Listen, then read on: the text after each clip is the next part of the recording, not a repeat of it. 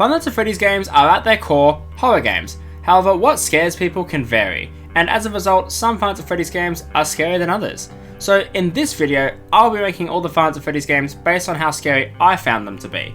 I won't be ranking Fant FRS World or any of the spin-offs, so let's get going. To be honest, UCN Ultimate Custom Night is more of a strategy game than a horror game. The whole game is attempting to juggle 50 different mechanics rather than immersing yourself in an environment or getting set up for jump scares. It's just attempting to beat difficult challenges. Security Breach beat out Ultimate Custom Night because it does have tense moments and one scary section in the endo section. Daycare is creepy, but to be honest, it's so easy to beat it's hard to be scared.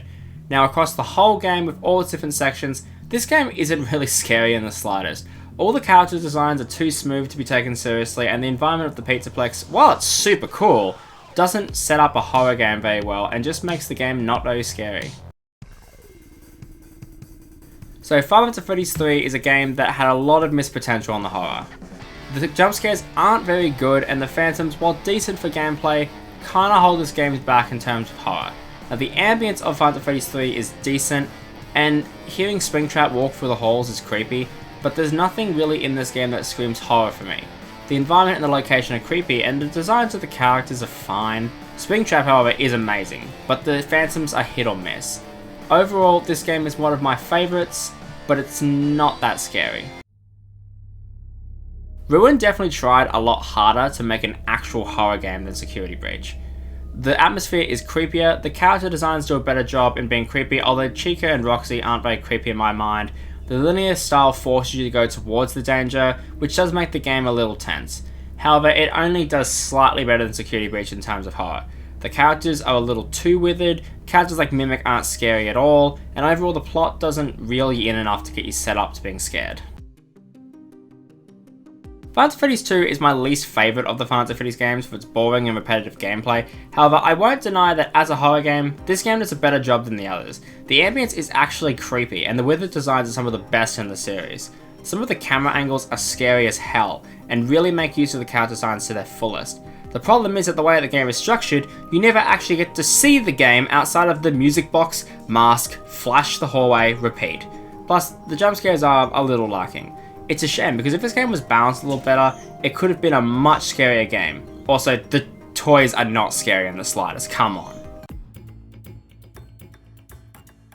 Pizzeria Simulator's Tycoon mode is not scary in the slightest, let's be real. However, it's hard to deny that both the salvage sections and the office sections are some of the most tense moments in any Fant FRS game. In Salvage, the audio creates this feeling of dread, waiting in anticipation for something to happen, and as the characters get closer and closer, you're stuck between a rock and a hard place whether to shock them or not.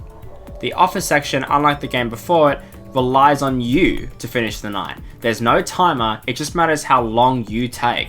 This makes moments where you get stuck all the more tense. Now the one thing holding these sections back are the jump scares themselves, and the design of some of the characters. In my opinion, it's just not Scott's best work. Now, I don't like this game, mainly because of the gameplay and how it's not very fun, but I can't deny that this game is actually quite terrifying. For starters, all of the jump scares in this game, except for Bonbon and Enid, are utterly horrifying, and I remember getting scared by so many of them. And that largely has to do with the design of the animatronics and the opening of the faceplates to reveal the endoskeleton inside. The atmosphere and sound design of this game too is unreal and makes for great immersion in the environments around you. Crawling through below a gallery, the breaker room, the fun time auditorium, parts and service, it all comes together to create a super intense and scary game. It would even have the potential to beat out some of the other games on this list. Unfortunately, the unfun and lacking gameplay really held this one back.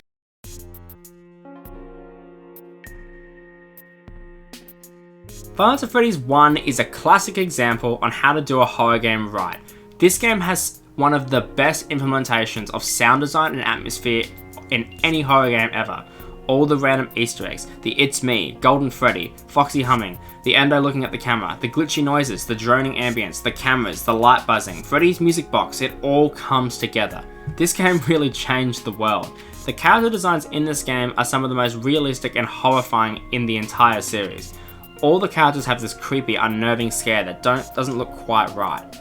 Bonnie, Chica, Foxy, and Freddy are terrifying characters, and their unique behaviours help them stand out and make the player feel overwhelmed, even though there isn't much going on. All the jump scares are classic, and the setups for these jump scares are amazing. Freddy and Golden Freddy in particular really shine through, and Freddy as a character is one of my favourites in any of the games. I feel like most Fant FRS games tend to neglect Freddy as a character, but in this game they do a really good job turning him into a main character, a final boss of sorts, who's more difficult and more terrifying than the others. It makes the game one of the best in this series, and easily one of the scariest. Fant FRS 4 takes everything that the original Fant FRS game did well with atmosphere and gameplay, and turns it up to 1000. This game is without a doubt fucking horrifying. The ambience is extremely unnerving, and this game's reliance on sound cues forces you to listen in for any slight difference in volume or any unusual sound that may be present, and you must make sure that you react correctly, otherwise you are met with some of the most horrifying jump scares in the whole series. All the nightmare designs are scary as hell, and getting caught by them is nothing short of heart-stopping. Every mechanic blends together to make a horrifying experience, where you are on your toes the entire time, listening closely to make sure you don't die. Even between the night cutscenes and the mini-games are utterly bone-chilling. However, despite all this, one game tops every one in terms of horror. Surprise, surprise, Help Wanted is the scariest Fant FRS game. I mean, what did you expect? Of course, the Fant FRS game that combines all the previous games and puts them in a VR experience is going to be unbelievably horrifying. And it is. Fant FRS 1, horrifying. Fant FRS 2, horrifying. It even somehow makes Fant FRS 3 horrifying. And the addition of modes such as vent repair, dark rooms, and parts and service, it all comes together to make this easily the most horrifying Fant FRS game of all time. I know it's a bit cliche to put this here, but I have never been more terrified in my life than when I was playing Help Wanted. Having the characters literally be right in front of you is just nothing short of bone-chilling. So there we are, and before you ask, Fant FRS World is the least scary in the game. I just didn't include it because, well, I thought it was obvious. Anyway, thank you for watching, make sure to subscribe, and I'll see you guys next time.